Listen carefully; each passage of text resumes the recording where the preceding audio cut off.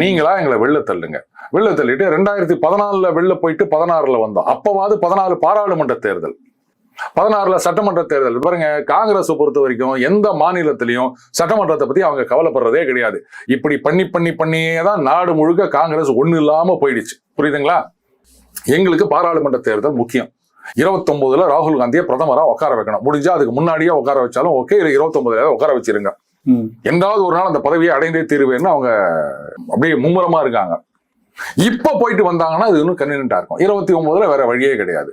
இப்ப 26 திமுக அடி வாங்குச்சுன்னு சொன்னா 29 மறுபடியும் காங்கிரஸோட வந்து சேர்ந்துருவாங்க. அப்புறம் அவங்க கேட்ட சீட்டுக்கு மேலேயே கொடுப்பாங்க. இந்த தடவை 15 கூட கேட்கலாம்.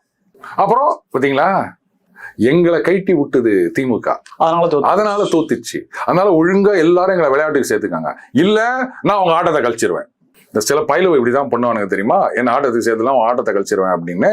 இது அருமையான சான்ஸ். இதை வச்சு 29 மம்தா பானர்ஜியை மிரட்டலாம், அகிலேஷ் யாதவ் மிரட்டலாம், அரவிந்த் கெஜ்ரிவாலை மிரட்டலாம். தமிழ்நாட்டுல என்ன நடந்தது பாத்தீங்களா? எங்களை சேர்த்துக்கலன்னா நீங்க எல்லாம் காலி. பாசகவை உள்ள விடாம தடுக்கணும், அதை ஆட்சியை விட்டு நவுத்தணும்னா எங்களால தான் முடியும். அதனால எங்களை சேர்த்துக்காங்க. இது அவங்களுக்கு தெரியாதா?